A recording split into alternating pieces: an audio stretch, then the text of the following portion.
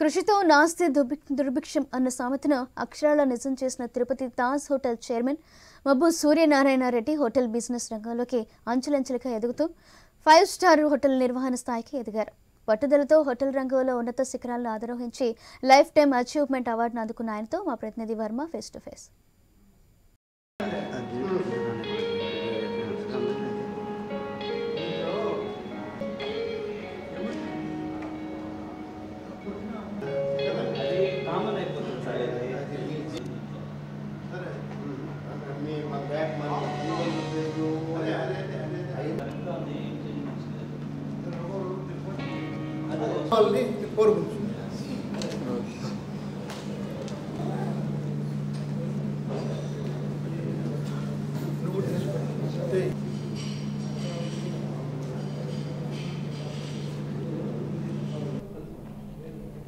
శ్రీవారు కొలువై ఉన్న తిరుపతి నగరం అటు భక్తిపరంగానే కాదు పర్యాటక రంగానికి కూడా పెట్టింది పేరు. అయితే ఇలాంటి తిరుపతి క్షేత్రంలో 19 ఏళ్ల వయసులోనే ఒక చిన్న హోటల్తో కెరియర్ ప్రారంభించారు మబ్బు సూర్యనారాయణ రెడ్డి గారు.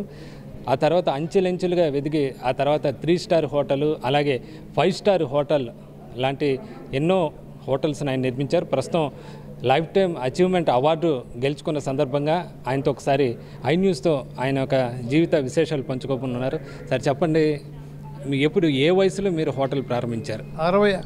1965లో డిగ్రీ చదువుకొని అప్పుడు నేను వచ్చాను. 65 నుంచి నా ప్రస్థానం హోటల్ ఇండస్ట్రీ స్టార్ట్ చేశాను. అంటే 19 ఏళ్ల వయసులో మీరు స్టార్ట్ చేశారు. 18-19 ఏళ్ళ. అవును. అక్కడి నుంచి మళ్ళీ అక్కడే ఉంటూ అక్కడ 10 ఏళ్ళు అంటే ఏమి 1965లో స్టార్ట్ చేసి. అంటే మీరు చదువుకున్నారు కదా, డిగ్రీ కూడా చదివారు, అంటే ఒక పక్క చదువుకుంటూ ఒక పక్క హోటల్ రన్ చేశారు. డిగ్రీ అయిపోయిన తర్వాతనే మళ్ళీ హోటల్ పెట్టాము. డిగ్రీ అయిపోయిన తర్వాత హోటల్ పెట్టాము. ఆ హోటల్లో చేసుకుంటూ మేము దాని ముందు డిగ్రీలో కూడా హోటల్ ఇండస్ట్రీ గురించే మాకు తెలియదు.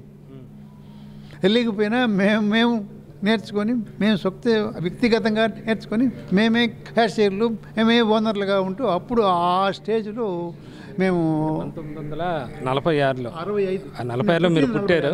తర్వాత 65-66 ఆ దశకంలో మీరు హోటల్ ప్రారంభించారు. అప్పుడు మీరు 19 ఏళ్ళ వయసు. అవును. ఎందుకని అప్పుడు ఉద్యోగ అవకాశాలు చదువుకున్న వాళ్ళకి ఎక్కువగా ఉండేవి కదా, ఎందుకని మీరు హోటల్ రంగం వైపు రావాలనుకున్నారు? మా ఫాదరు కాంట్రాక్ట్లో పోయి ఉండాల్సింది నేను. కానీ ఆయన ఎందువల్ల వద్దురా, అది ఎండలో నిలుచుకోవాలా, వద్దు, ఇదైతే బాగుంటుంది అనేసి దీన్ని సజెస్ట్ చేశాడు.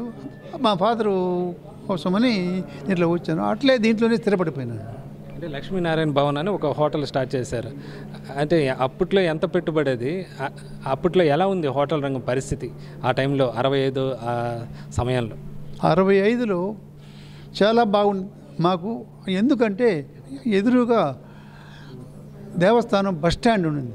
అంటే ఇప్పుడున్న విష్ణు నివాసం జాగాలో దేవస్థానం బస్ స్టాండ్ ఉండేది. దానికి ఎదురుగానే మేము పెట్టాం. కాబట్టి అప్పటి నుంచి కూడా హోటల్ రంగం బాగానే ఉండింది. దాంట్లో ఏమీ మాకు రోకలేదు. అప్పట్లో కూడా లక్ష్మీనారాయణ భవన్ అంటే ఒక ఇది మరి వచ్చింది. అప్పట్లో ఆ భీమాస్ హోటల్ ఉంటే కూడా వాళ్ళకి మేము పోటీగా ఉండి నిలబడి టెంకాయ చట్నీ అంటే ఒక లక్ష్మీనారాయణ భవన్కే పోవాలి, సాంబార్ అంటే ఆ లక్ష్మీనారాయణ భవన్కే పోవాలి అని అంత పేరు తెచ్చుకున్నాం. మీ ఇద్దరు 2 హోటళ్ళు మాత్రం ఉండేవి తిరుపతిలో? అన్నీ ఉన్నాయి. అప్పుడు అక్కడక్కడ ఒకటి ఉన్నాయి. భీమాస్ అక్కడ ఉండేది, దూరంగా ఉండేది. మేము ఇక్కడ దగ్గరగా ఉండేము ఆ బస్ స్టాండ్కి ఎదురుగా. దాని పక్కన కూడా ఇంకో హోటల్, చిన్న హోటల్ ఉన్నాయి. దాంట్లో ఏమీ ఇది లేదు. ఆ తర్వాత కూడా 3 స్టార్ హోటల్ కూడా మీరే ప్రారంభించారు. 65 నుంచి 75 దాకా అక్కడ ఉన్నాం. 76లో నేను సొంతంగా ఆర్టీసీ బస్ స్టాండ్కి ఎదురుగా నేను ఒక చిన్న స్థలం తీసుకుని అందులో నేను హోటల్ పెట్టాను. 76 నుంచి కూడా 96లో మళ్ళీ బ్లిస్ హోటల్ స్థాపించాను. 76లో విక్రమ్ హోటల్ స్థాపించారు.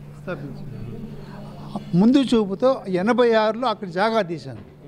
ముందు చూపుతో వ్యాపారం పెరుగుతుంది, మనం ఇంకొంచెం పెద్ద హోటల్కి పోవాలి, మనకి 2 కుమారులు ఉన్నారు, ఒక్కొడికి ఇది ఒక్కొడికి అది ఇస్తాము అనే ఒక ఉద్దేశంతో అప్పుడు అక్కడ పెట్టాం. 86లో జాగ్రత్త తీసుకుని 96లో దాన్ని స్టార్ట్ చేసినాం. 96లో Bliss hotel, Bliss 3 star hotel. అంటే అప్పుడే 3 స్టార్ హోటల్ 2-3 ఏళ్ళు గడిచిన తర్వాత గవర్నమెంట్కి అప్లై చేసుకొని అప్పుడు తీసుకున్నాం దాన్ని. అప్పటి నుంచి 3 స్టార్ హోటల్గానే ఉంది. అప్పటి నుంచే ఈ అవార్డులన్నీ మాకు వచ్చాయి. ఆ హోటల్కే అన్నీ వచ్చాయి. ఆ తర్వాత 2019లో మొట్టమొదటిసారిగా తిరుపతిలో 5 స్టార్ హోటల్ స్టార్ట్ చేశారు. లేదు, దీనికి కూడా ముందు చూపుగానే అప్పట్లో కూడా నా ఆలోచనలు విధాయకం వేరు. 1990లోనే ఈ జాగా తీసిపెట్టాను. 90లో తీసిపెట్టి మళ్ళీ 1990లోనే మీకు పెద్ద 5 స్టార్ హోటల్ తిరుపతిలో రావాలనే ఆలోచన ఉండేది.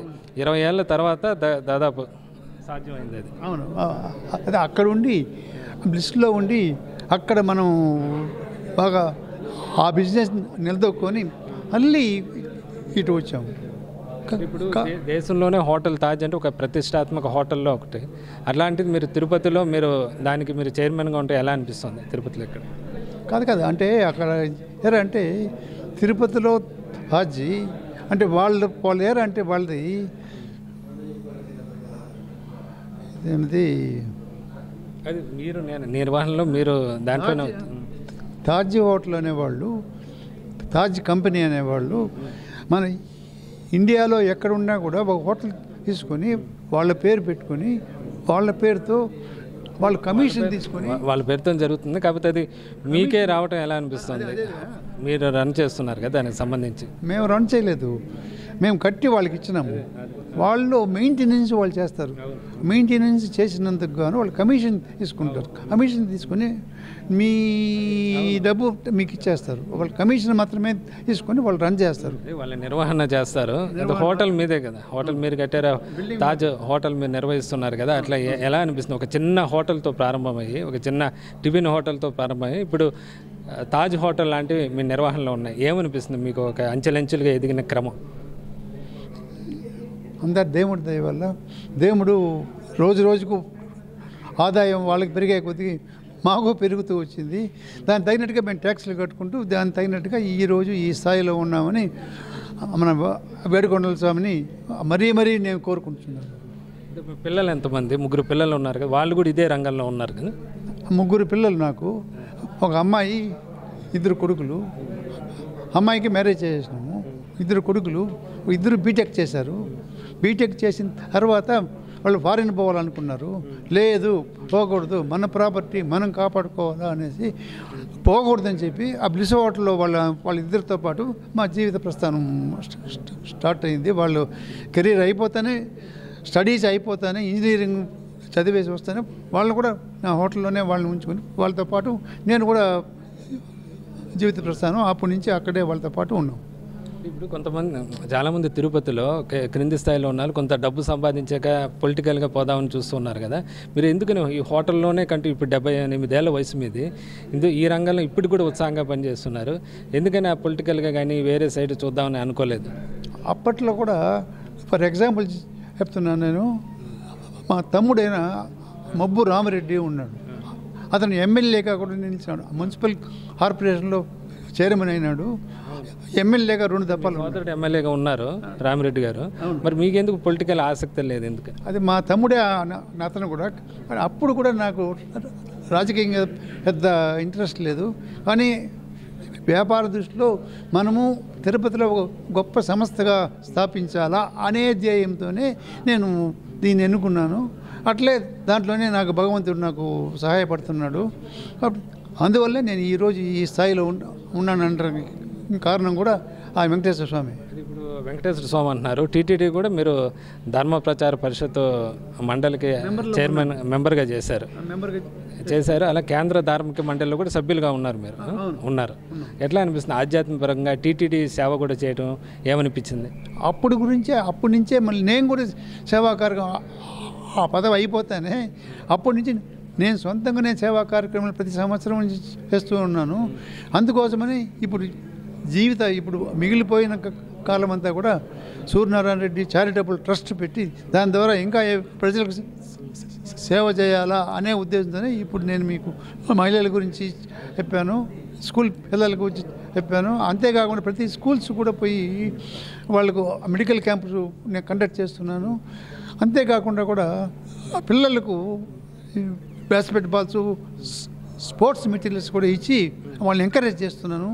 స్టేట్ లెవెల్కి మీరు పోవాలా అనే పిల్లలందరికీ కూడా నేను ఎంకరేజ్ చేస్తున్నాను. మీరు 78-79 ఏళ్ళ వయసులో కూడా ఉత్సాహంగా మీ ఇలాంటి కార్యక్రమాలని చేపడుతున్నారు. మీ ఆరోగ్య రహస్యం ఏంటి? ఆరోగ్యం నేనే మామూలుగా ఇప్పుడు కూడా నేను తింటున్నాను. నాకు షుగర్ కొద్దిగా ఉంది, ఉంటే కూడా నాకు ఇంకే జబ్బు లేదు, ఏ అలవాటు లేదు. కాబట్టి నేనే ఆరోగ్యం తెల్లారితో ఇడ్లీ తింటాను, మధ్యాహ్నం అన్నమే తింటాను, రాత్రి పొడుగు నేను చపాతీ తీసుకోను, అన్నమే తింటాను. కార్యక్రమాలు హోటల్ నిర్వహణ అవి కూడా మీరు పర్యవేక్షించుకుంటూ ఉంటారు. అవును అవును. ఇప్పుడు కూడా నాకు తల్లి మాదిరి విక్రమ్ హోటల్, కాబట్టి దాన్ని వదిలిపెట్టకుండా అక్కడే ఉంటూ వీళ్ళని మేనేజ్ చేసుకుంటూ వీళ్ళతో పాటు వస్తున్నాను. ఈ అవార్డులు ఏమేమి అవార్డులు చాలా అవార్డులు వచ్చాయి మీకు. ఎలాంటి మెయిన్ ముఖ్యమైన అవార్డులు ఏ సందర్భాల్లో వచ్చాయి? మేము చేసిన సర్వీస్కు గవర్నమెంట్ వాళ్ళు గుర్తించి ఇది కూడా సంవత్సరాలు రాస్తున్నారు. దాంట్లో సంవత్సరాలు 2008 టూరిజం డిపార్ట్మెంట్, అన్ని టూరిజం డిపార్ట్మెంట్లు. మేము సొంతంగా ఎక్కడ ఇచ్చింది లేదు, అన్ని టూరిజం డిపార్ట్మెంట్లు. ఇది కూడా జాతీయ స్థాయిలో ఒక అవార్డులు రావడం జరిగింది. జాతీయ స్థాయి అక్కడ అది అదే అదే అది నేషనల్ అవార్డు. ఎలా అనిపిస్తుందండి మొత్తం మీ ఒక 80 ఏళ్ళు దగ్గర 78-79 ఏళ్ళు వయసు మీది ఈ కెరీర్ మొత్తం మీకు ఎలా అనిపిస్తుంది? ఏమి నాకేం అలసట్లేదు, ఏం లేదు, నేను హ్యాపీగా ఉంటాను. ఫర్ ఎగ్జాంపుల్ నేను మధ్యాహ్నం పూట కూడా నేను నిద్రపోను. ఇప్పుడు హోటల్ రంగంలోకి రావాలనుకునే వాళ్ళకి మీరు ఇచ్చే సలహాలు ఏంటి? చాలామంది యువత స్వయం ఉపాధి కోసం కొంత హోటల్ రంగంలో వస్తున్నారు, ఇప్పుడు ఇంకా పెరిగిపోయింది ఇక్కడ. మీరు ఇప్పుడు కొత్తగా వచ్చే వాళ్ళకి ఎలాంటి సలహా ఇస్తారు? నేను చెప్పేది అంటే ప్రతి ఒక్కరికి హోటల్ పెడితే ఏదో మనం పుల్లిపోతామో అని అనుకుంటారు. అది చాలా తప్పు. దాన్ని మన బిడ్డ మారి కాపాడుకుంటూ వస్తేనే వాళ్ళు మాత్రమే ఎదుగుతున్నారు. ఏదో వస్తుంది, ఏదో అయిపోతుంది అంటే అది మాత్రం జరగదు. దేవుడి కృప ఉండాలి, మన కష్టం ఉండాలి. నేను కూడా ఇప్పుడు తులికాడి నుంచి నేను చెప్పాలంటే మా భార్య కాదు, హోటల్ రంగమే నాకు బెల్లం. ముందు భార్య, హోటల్ రంగము, మళ్ళీ భార్య మన భార్య అనేసి నా ఉద్దేశం. అట్లా మరే నేను వచ్చాను. నేను ఇన్ని ఏళ్ళుగా కూడా నేను కష్టజీవే కాబట్టి ఇప్పుడు కూడా లేచి పరిగెడుతూ ఉన్నాను. దానివల్ల ఎక్కడ నాకు భగవంతుడి అనుగ్రహం ఫుల్గా ఉంది కాబట్టి ఈరోజు ఈ మరి నేను ఉండగలుగుతున్నాను. అది మన మబ్బు సూర్యనారాయణ రెడ్డి గారు చెప్తున్నారు. ఆయన ఒక చిన్న హోటల్తో 19 ఏళ్ల వయసులో ఒక టిఫిన్ హోటల్తో ప్రారంభమైంది. ఆయన కష్టంతో 3 స్టార్ హోటల్ ప్రస్తుతం ప్రతిష్టాత్మకమైన తిరుపతిలోని హోటల్ తాజ్ సంబంధించిన హోటల్ కూడా ఆయనదే, ఆయన నిర్వహణలోనే ప్రస్తుతం కొనసాగుతోంది. ఇలా అనేక విజయాలు సాధించారు. జాతీయ స్థాయి అవార్డులు కూడా పర్యాటక రంగంలోనూ హోటల్ రంగంలో కూడా ఆయన సాధించడం జరిగింది. కెమెరామెన్ రాజేష్తో వర్మ,